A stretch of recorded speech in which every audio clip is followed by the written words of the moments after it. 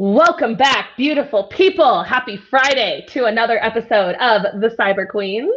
We are, of course, your hosts, Maril.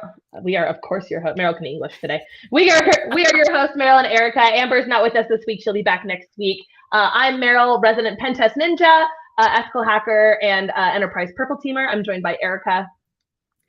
And I'm Erica Eakins, recovering enterprise sales rep, now CEO of my own baddie firm. Had to correct myself. Can't say Yeah. swear. Stop cussing on the podcast. You're making more work for me. Anyway, yeah, I feel like everyone in cyber is recovering from something, right? Recovering from the ops of pen test cadence, the ops of whatever it was you came from before that. Anyway, all of us in tech are recovering, but still you should join us here. It's a great career field. So topic this week, very close and near and dear to Maril's heart because as you all know, I got married 2 weeks ago. Thank you, by the way, for all of the wonderful congratulations that I've received. I have not responded to you all, and I probably won't, because way too many of y'all apparently like me, which eases my social anxiety greatly. But I started doing what I do, and I started looking at my wife and being like, "You need a better job. They don't treat you well. We have to elevate you somehow." And we started working on this back in June, and now she's in final rounds of interviews, multiple with multiple orgs for a new position. And one of the jobs she really wanted came back with a very lowball offer, very lowball offer. Like, they offered her the job. "We think you're the greatest candidate for the job. We can't wait to welcome you to the team. Here's your offer." And she was like, "Oh no." And her heart broke. You could just see her heart, her face sink. And I was like, "What?" She goes, "They lowballed me really bad." And I was like, "Uh-oh, how bad?" And I'm not going to talk about how bad. Actually, I hope she doesn't mind. She watches this. I love you, babe. So she makes a median salary right now. She makes the same salary that I made when I started in tech. She makes about 70, and they came in with a $26 an hour offer, and that's like a 45% pay cut for her. So I said, this is not the end of the world. They've already offered you the job. Let's respond nicely but firmly and say, "This is really surprising based on the discussions we had. I would really love it if you would reconsider something closer to what I had thought. I apologize if there were miscommunications on both ends. We walked away with different ideas, but would you reconsider the offer since they already made it?" She's like, "What if I make them mad? What if they rescind it? What if I burn the?" I'm like, "Stop. It's okay to kindly ask them to reconsider a different offer. They could say no and say, 'This is what we're paying for this job. Do you still want it?' But if they rescind the offer and go, 'Oh, you know what? We already said you're the best candidate for the job, but you asked for more money, so we're just going to back out and find someone cheaper,' you don't want to work for those people anyway." Anyway, that's the background. That's the story. That's where the topic came from. Erica, I know you're dying to say something. So, as someone who has negotiated salary as a salesperson for 12 years, and now I'm actually on the other side of it and I'm giving offers, I personally know how it feels to be lowballed. So, I'm just making a difference with my candidates or, whoever I want to bring on board, that I'm not going to lowball them. I actually talked to them pre-offer that, what their expectations were, what was your high, low, whatever. And people are always going to give you higher numbers because you should always shoot high. That's my opinion. Always shoot high. So when I made the offers and they both counter offered again, I was like, let's go. This is negotiating. So everything is a negotiation. And to me, I respect that my candidates still negotiated, even though I gave them what was fair based off of our pre-conversations. So I think that it's always great to ask for something what you really want, and then never tell them what you really will take, what your bottom line is. Go for the high and then negotiate in between that, because especially if it's like a sales role, they want to see that you're negotiating. Like my chief revenue officer, she's going to be awesome because she's negotiating. And I'm like, all right, she's got that salesperson in her still. So I'm seeing the negotiation. My CMO, the same thing, negotiating. She's got a sales background. I feel as long as you're not being ridiculous, because if you're being ridiculous, I will come back. I don't care if you're a woman, man, purple, blue. If you're being ridiculous, I'm going to tell you, okay, that's just not feasible. That's not, what our ranges are. But I do plan to be a lot more open and say, this is where, this is the range that we sit in. Let's come to an agreement. And if we can't come to an agreement, I'm still going to try to come to some sort of bottom line for each other. But if it doesn't work out, it doesn't work out. I would be disappointed if anybody I made an offer to took the first offer. Oh, interesting. That's kind of like me. I purposefully hide errors in some of my reports that I funnel to my teammates. And I'm like, can I get some feedback on how this looks? So like, it looks great. You did a great job. It's perfect. I'm like, no, it's not. I hit a typo in the table of contents. Are you kidding me? Now I know you didn't even read it. So Erica's got a little litmus test that she puts people through. That's interesting. Yeah, but I have been lowballed for the same job, same experience. Sometimes I have a higher education background than these people, but I have been offered that lower salary, and I keep countering. And if we can't come to an agreement after that, I'll move on. Yeah, I mean, move on.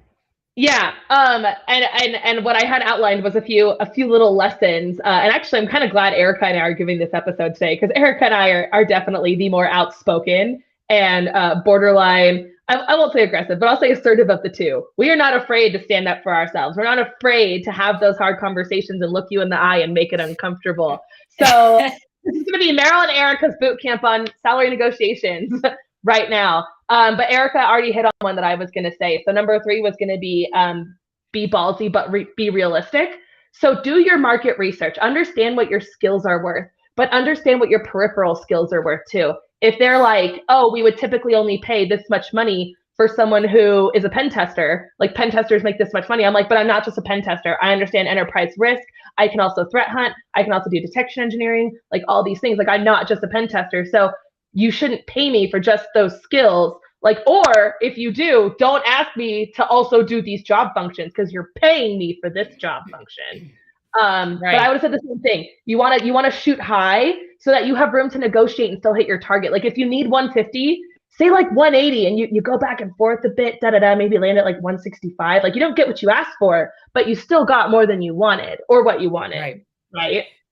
Right. Amber is actually really good at this too. I wish she would have been on, because she has no problem walking away from an offer, because she will get what's fair. You know what I mean? And she's done really well for herself. But I can just look that person in the eye. Obviously, it's harder now because we do a lot of things, virtual, and it's done via the phone and email a lot of the times. But I will sit with my hiring manager when I've been on that side and tell him realistically what I want.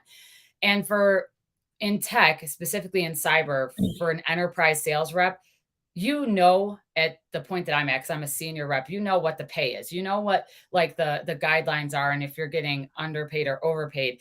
And the 3 times that I've been laid off in the last 3 years, I knew when people were underpaying enterprise reps. And I ask right in the beginning, just so we're on the same page, I'll ask the recruiter, I know we're not supposed to talk about pay, but I'm a senior enterprise rep, and I need to know we're on the same page so don't waste each other's time.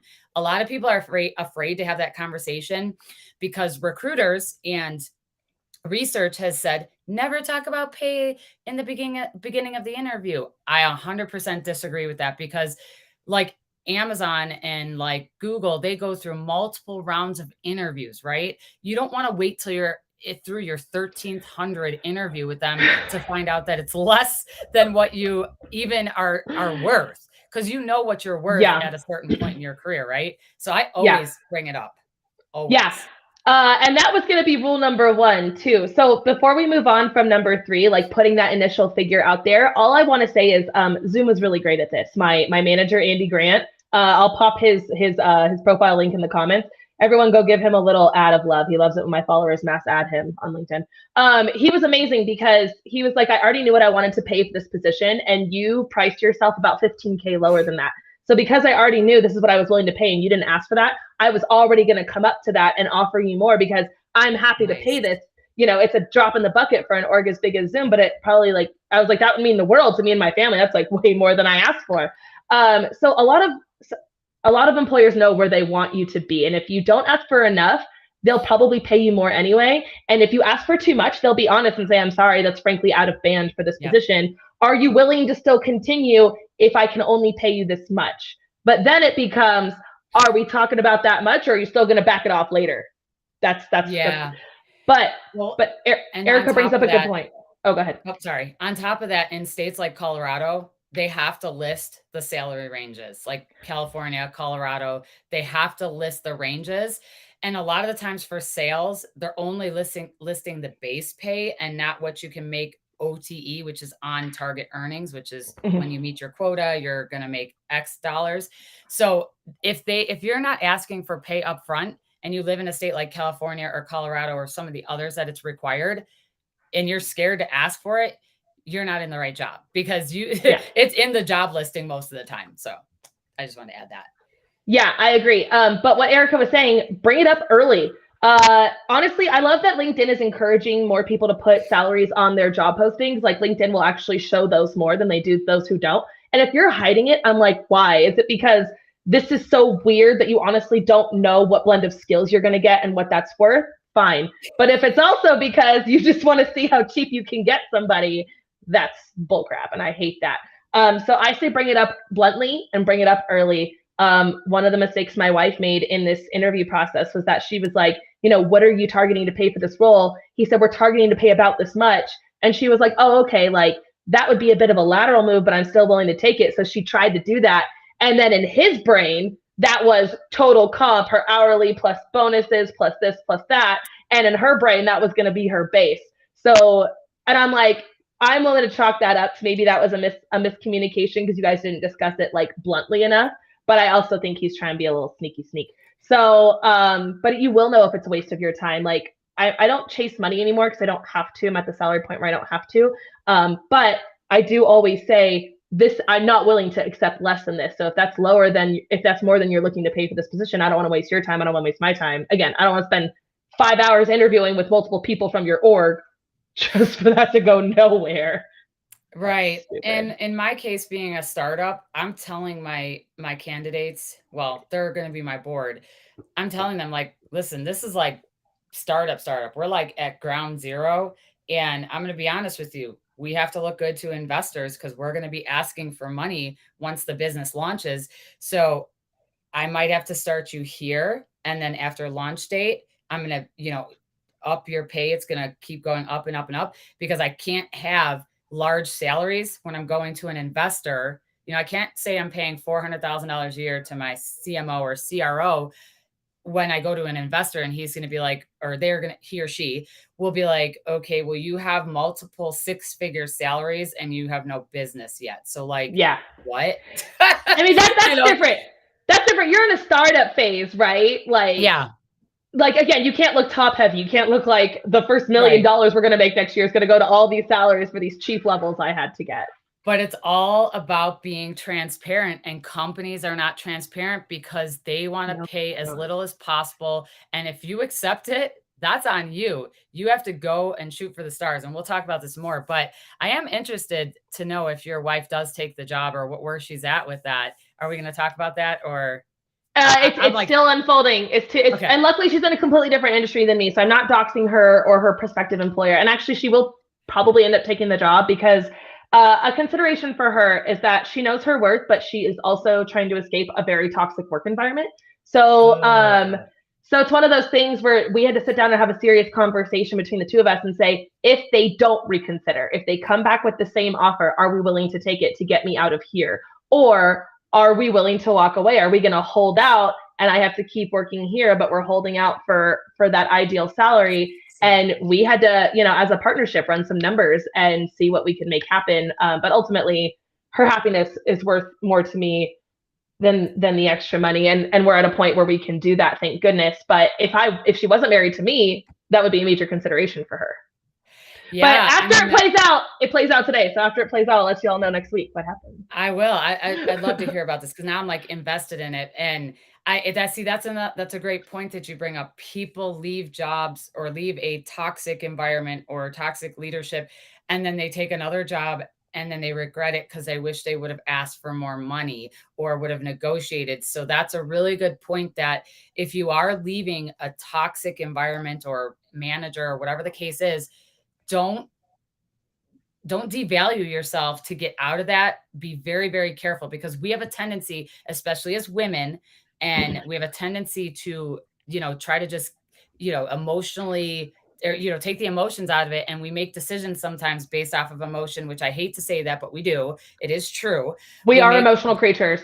We are. And, we've talked on the other side of how us being emotional can hurt us, or how we're not always emotional. But in this case, this could be, you're stressed out and it's better for your family. You're yelling at your husband or wife or kids all the time. Sometimes that emotional, having those emotional decisions are actually a good thing, because you're in the long run saving yourself from, I don't know, a nervous breakdown, or like a mental institution. Yeah, seriously. Because we carry the burden a lot more than other, genders. Yeah, just to reiterate what we said in previous episodes, human beings are not thinking beings who feel. We are feeling beings who think. So it's often more important for us to feel welcome, to feel value added, to feel like a member of the family, than simply to have monetary needs taken care of. But Eric already hit on number 2, which was know your worth. So number 1, bring it up bluntly and early. Number 3, we already hit on, be ballsy, but be realistic. Number 2, know your worth. Know what you can do. Know what you deserve to be paid for that. And that might, don't disclose previous salaries, because that might be due to many factors. I'm actually not a fan of disclosing your previous salary. It doesn't matter what you used to make somewhere else. Doesn't matter if that was because you wore multiple hats, or because you worked there for so long, you got pigeonholed into like a cost of living raise or whatever. Like, don't disclose your previous salary. Say, these are the skills that I have, and based on the skills that I have, this is going market rate for the skills that I bring, and this is the value that you're going to see. So if it's worth that value to you, you're just going to pay me the money. That's what it is. I would also encourage people to do some research on talking about previous salaries. I know that people are probably going to jump all over me for this, especially recruiters, but a lot of people don't know, if the company is headquartered in a state like California, they cannot ask you what your pay was. They cannot ask what you were paid. They cannot ask your compensation package. They cannot ask that. It's illegal. And I know there's going to be, I will put some facts later in, the follow-up episode notes or whatever that is. But I learned that a long time ago when I was negotiating salaries for like companies that were headquartered in California. And a lot of the tech companies they're not supposed to ask you. They can't bluntly ask you what you were paid, but they can ask questions to get you to tell them. So if you really want to be smart about it and you don't want to disclose a previous salary, look up some of the laws in regards to what they're allowed to ask you in the interview process. Now, that doesn't hold for every single job. I believe there are certain instances where you have to reveal previous pay. But if it's like, sales, something in tech, look up where they're headquartered and see if they're even allowed to ask you, because then you don't have to disclose that, and you can, put your poker face on, because that will help you actually get a higher salary. So because they don't know. And if there's anybody listening, correct me on it, but it does depend on where they are sitting. And I actually had a recruiter argue with me about it, and I was right. And I'm not going to name the company because it was a long time ago and I don't like the company, but yeah.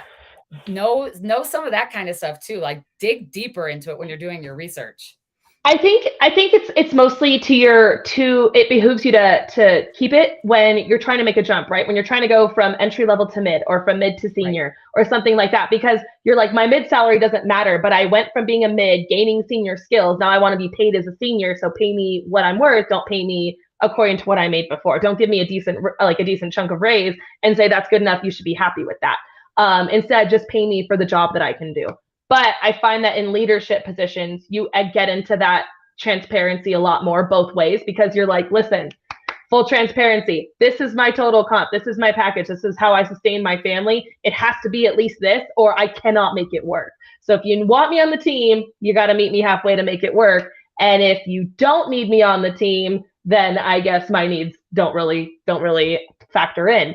But I agree with what Eric has said about going higher when you get into a new org, because that is how you will make major jumps that you can leverage for more jumps later. And just because you are desperate to get out of somewhere and you're willing to make a lateral move, they don't have to know that.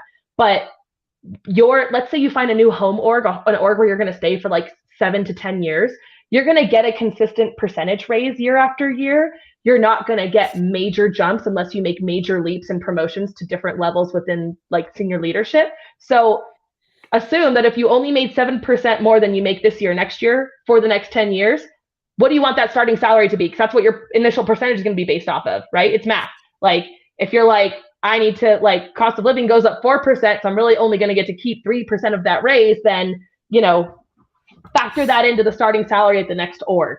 Use that as a good starting point, I would say. Well, and also if you're going to stay at a company for 7 to 10 years, let's say you do get promoted, 9 times out of 10, they'll play well, we can only give you a 5% raise because of X reason. It's better off if you quit and then come back and reapply, because that's actually true. I have seen so many of my friends that start at entry level, then they work hard, they get promoted, and they get like a 5% offer to get to the promotion, whereas somebody from outside coming in would get paid 20 to 30% more. And that happens all the time, and it's super unfortunate. But they will tell you that they can't give you a certain jump because of XYZ reason. If that does happen to you, try to dig into that and see what the real reason is, and work with the manager that wants to have you promoted onto their team or to their department. A lot of the times they can't do it. I don't know really what the reason is. I think it's just they're being cheap. I really don't know, but we can't comment.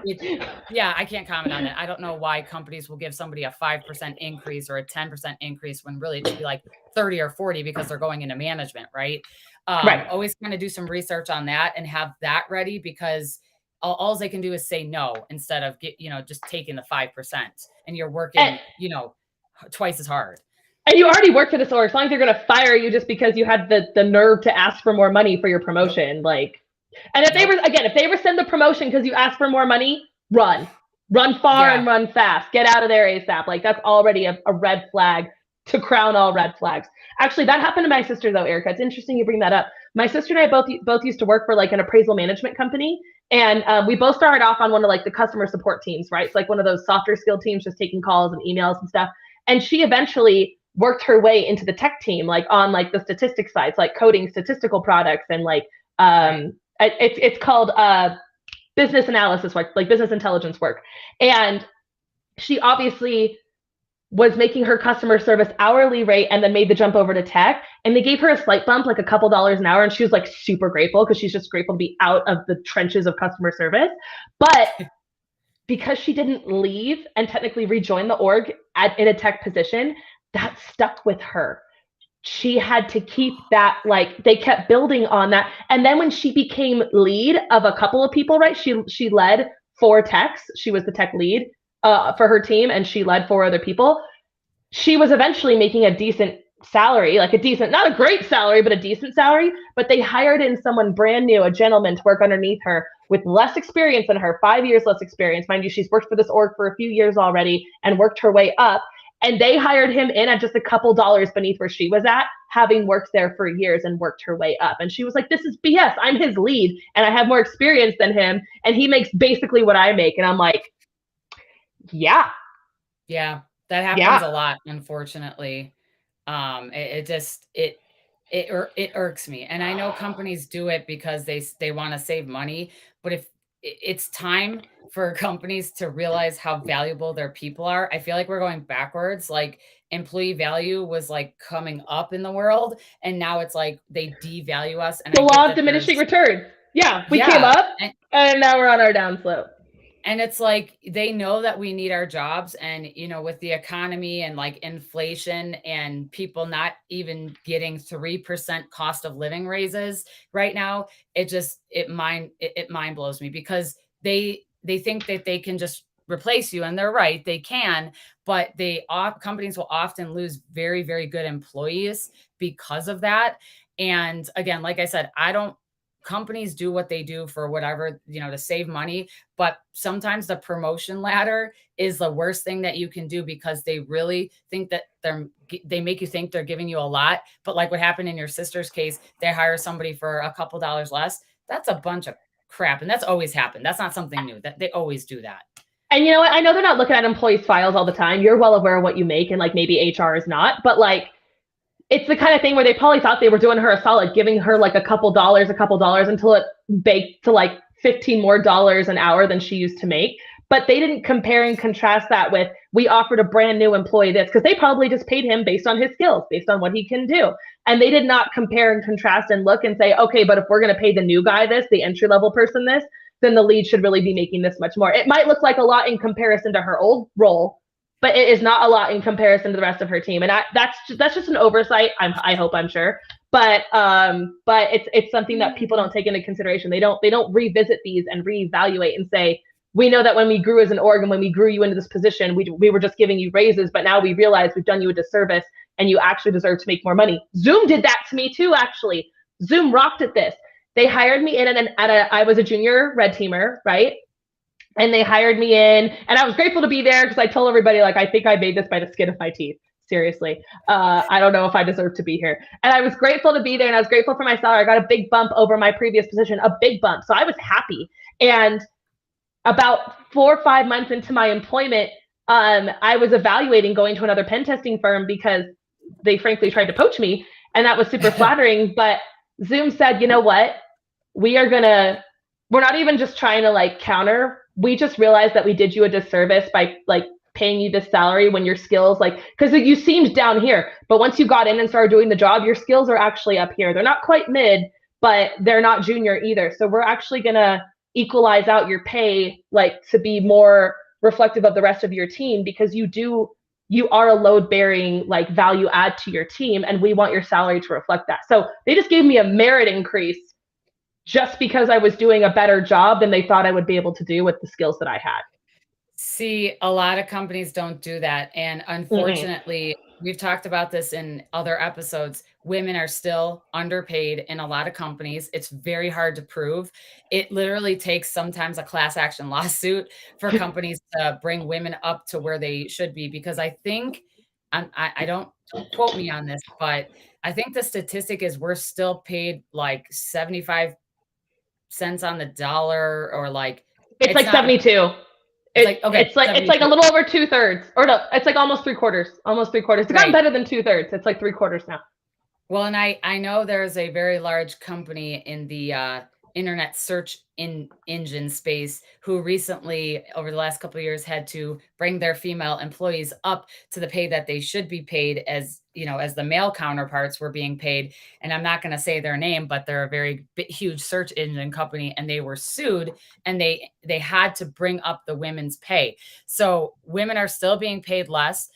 My point for bringing this up is that keep that in mind, that we're still underpaid. Not all companies do it, but when you're going to negotiate, a man will always ask for the most that he can get, and they're not afraid. We have to stand up and, you know, value what we're worth, and let those employers know. You can't be scared and say, "Oh, well, they're gonna think bad of me," because they're gonna think I'm such a problem. Yeah, they're going to think I'm such a bee if I, like, ask for money. No, this brings us to number 4. Erica, I love you for this. Perfect segue. Lesson number 4, value prop yourself, okay? This step is where most of you lose it. Even if you bring up salary early, even if you say, this is what I want to make, even if you shoot for the stars, and that kind of took a lot of guts, and you're like, I can't believe they still gave me this interview considering I asked for this much money. You lose it when it's time to be confident and assertive and value prop yourself. And this is the Maril lesson, because every time I talk about this and people say, how did you do it? And I tell them how, and I'm super tenacious. They say, we can't do that. I'm like, yes, you can. Dig deep, dig deep, like unleash it, because you need to highlight your achievements. This is not the time to be modest and be like, well, I'm not that special. You know, I'm pretty. Be like, this is what I know. This is what I can do. This is what I don't, but this is what I will learn. And like, tell them what you bring to the table and be confident. Be God's gift to that job, and tell them how you're going to make their lives easier. That's how I talked my way into a pen tester job with no pen tester experience at all. I had a Sec Plus for 3 days when I interviewed for this position, and I still thought, you know, I still told them exactly what I was going to do. So all I got to say is, if people will shell out for Louis Vuitton and Nike and crap like that, they will pay you what you're worth. If you show them the value prop and you're confident about it, you're not like, well, I'm pretty sure that if you give me this job, like, my experience here will help you, and I'll help you. You're like, listen, not only am I going to do this job, which will take 10% of my time and energy because I'm so good at it, then I'm going to add value here, then I'm going to take on this, then I'm going to branch out here, and then I'm going to be doing all this crap. You're going to get like 5 people in one. God, you're so lucky. I mean, don't overwork yourself. Don't like work yourself out of your salary band. But like, tell them literally that if you're a well-rounded individual and you bring a lot of experience, value prop that to them and like bring that BDE, bring it with you. BDE. Say, what would Maril do?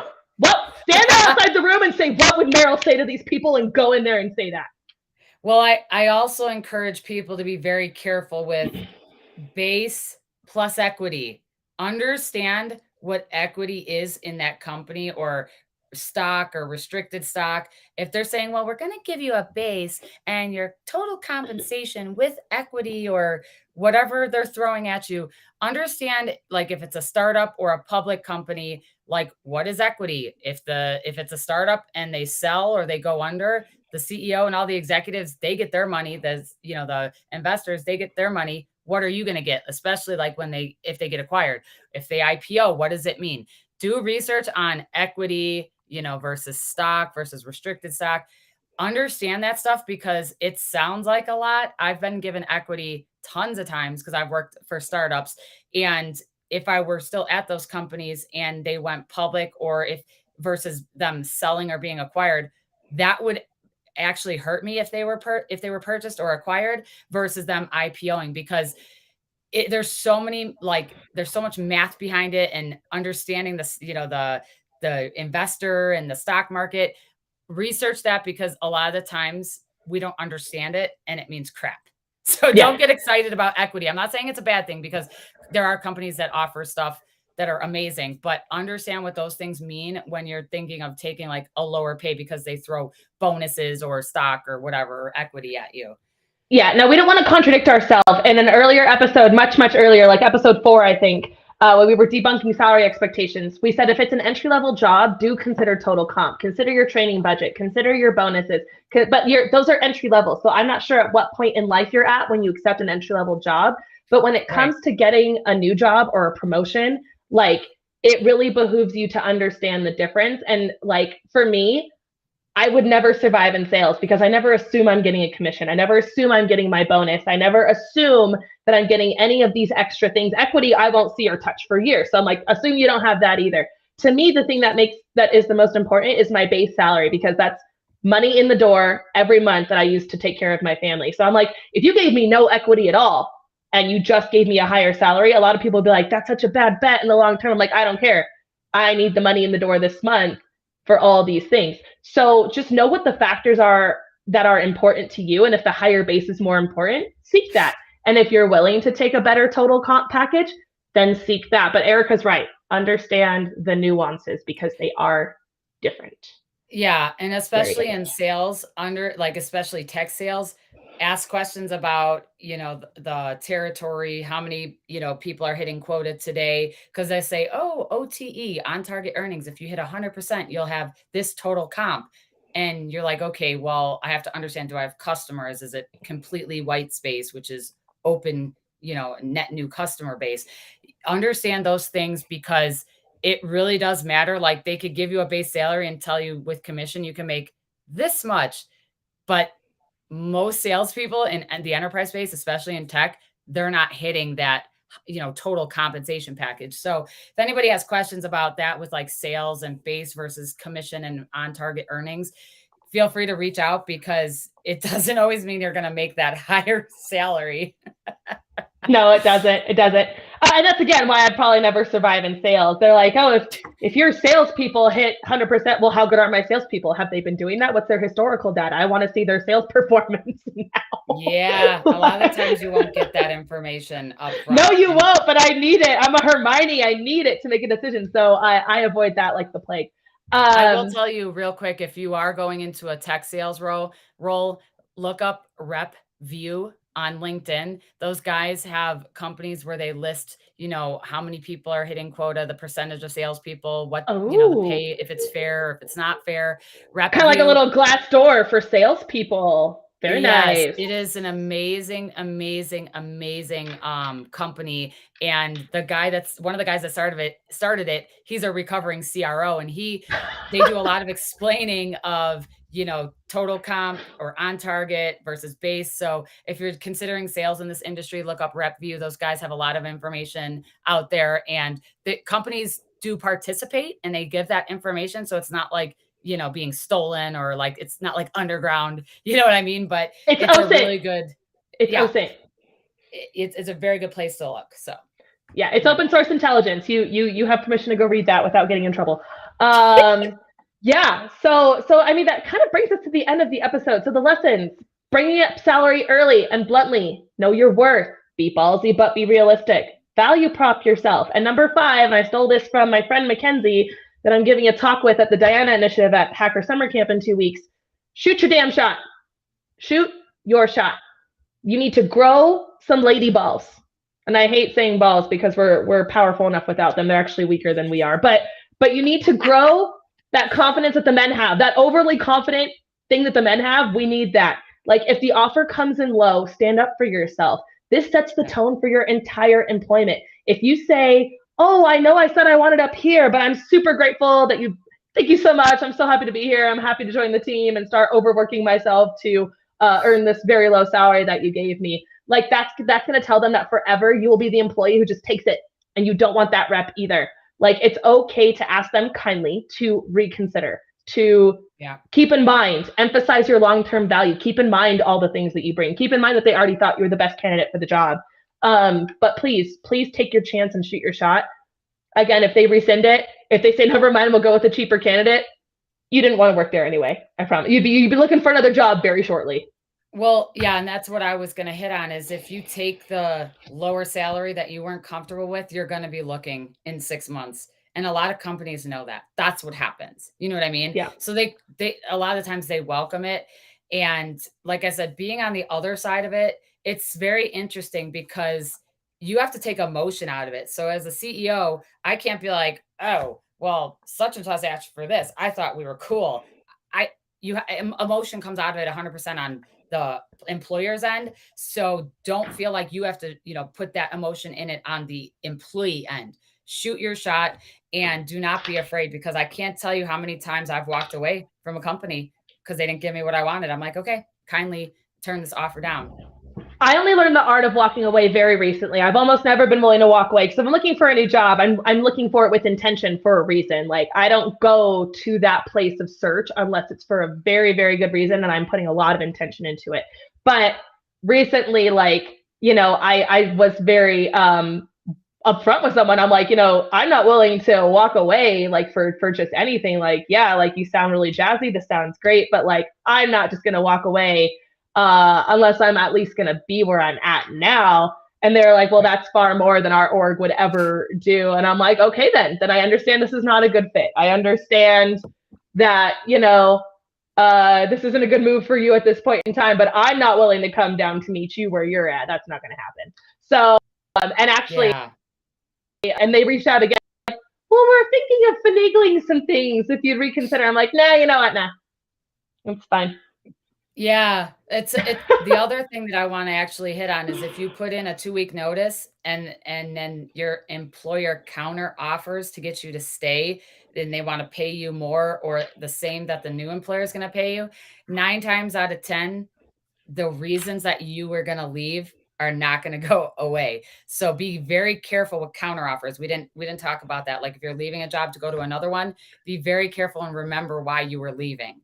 Okay. That's a great point, Erica. That's a great point. Like you either have 2 strategies when you tell your employer, you're like, I got a new job offer. You're either going to take that job offer and just want to see if they would have kept you, or you're only leveraging that new job offer because you want to stay where you're at, but you need to make more money and they need a reason to give it to you. So, I mean, but like Erica said, like you're going to have to do that again in 2 to 3 years when they're still not giving you on point reasons. So, I mean, understand your reasons for leaving. And if you truly want to stay with your org, if you love your org, if it just came down to like an offer you couldn't refuse and you want to give them a chance, then give them a chance. But if they come back and counter and then you still say, I just wanted to see if you keep me, I'm still leaving. That's kind of a dick move.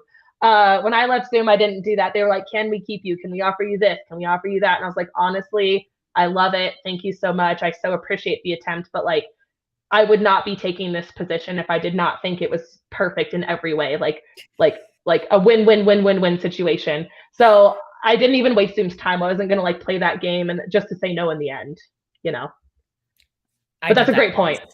I did that once. I put in my 2-week notice.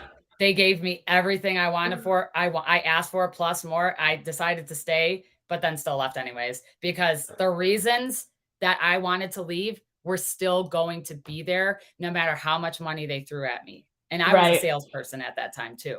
So Right. I did do that kind of jerk move, but again, they understood why I accepted and then left, because as soon as I accepted the counter from my current employer, the reasons why I wanted to leave in the first place got worse. It was like, okay, now I'm actually leaving. So luckily I didn't, rescind my acceptance of the other company that I was going to. So I still Dang, had a Erica role, played double agent. Erica leaned in her dark femme a little bit, and it worked out. But I mean, you got to do that sometimes you sometimes. just got to do what you got to do. But You got to look I out for encourage you. yourself. Yeah. Yeah. Yeah. But I do want to say and remind everybody, we will be on a live podcast panel in Vegas on August 9th. We are moving venues, I believe, because the venue that we currently have is sold out for in-person registrants. I believe there's going to be an announcement coming soon. So if you want to see your queens at Black Hat in Vegas live on a amazing panel, look it up. It's on our LinkedIn. Yeah, this is like the Avengers of cyber podcasting all getting together, where the cyber queens are going to be combining forces with Audience First Danny Wolf, Hacker Valley Media's Chris Cochran and Ron Eddings, Alyssa Knight from Knight Studios, Knight Publishing, Knight Coffee, and every other thing Alyssa Knight is amazing at doing, as well as the Georges from Bare Knuckles and Brass Taxes. So it's going to be amazing. We're going to be talking all about cyber podcasting and harnessing the power of podcasting, building relationships with your audience. It's going to be great. So if you have an interest in a podcast, if you are a listener, if you are a practitioner, if you are a vendor, there's going to be value. So please, we did max out registrations. Y'all rock on that already. We had to find a bigger venue because there's so many of you who want to come. Thank you. So we're super excited to meet you in person. Additionally, you can find me at the Diana Initiative, at SquadCon, at AppSec Village. And I will be on this panel with Erica at Black Hat as well. All three queens will be there in the same room for the first time. It's gonna be very monumental cyber royalty moment ever. There is a virtual option as well. So if you can't make it, you can watch it virtually. But I feel like I might wear a tiara because it's the first time we're gonna all three be in person together. It'll be the first time. I might show up in a sash and a ball gown. Like, jury's still out. We'll see. We'll see. We all know I'm extra. It's fine. Anyway, so Hacker Summer Camp is coming up. We, the Queens, will be there. Look forward to seeing you there. Look forward to meeting so many of our cyber friends in real life. Please come track us down. Please come say hi. We love it. You're not going to annoy me at all. If I'm literally, I was at RSA eating a breakfast burrito and someone walked up to me mid like macking down on a burrito. I don't care. Come talk to me at any time. I would love it. Other than that, we the Queens love you. Thank you so much for listening today and for your continued support. Please remember to like, share, and subscribe. It is the best way you can support us, and it is absolutely free. It takes 2 seconds of your time. If you do want to come at Erica in the comments, Maril would love the engagement. Thank you very much. With that, we the Queens love you. We will see you next week. We wish you all the success and love in the world. Bye. Bye.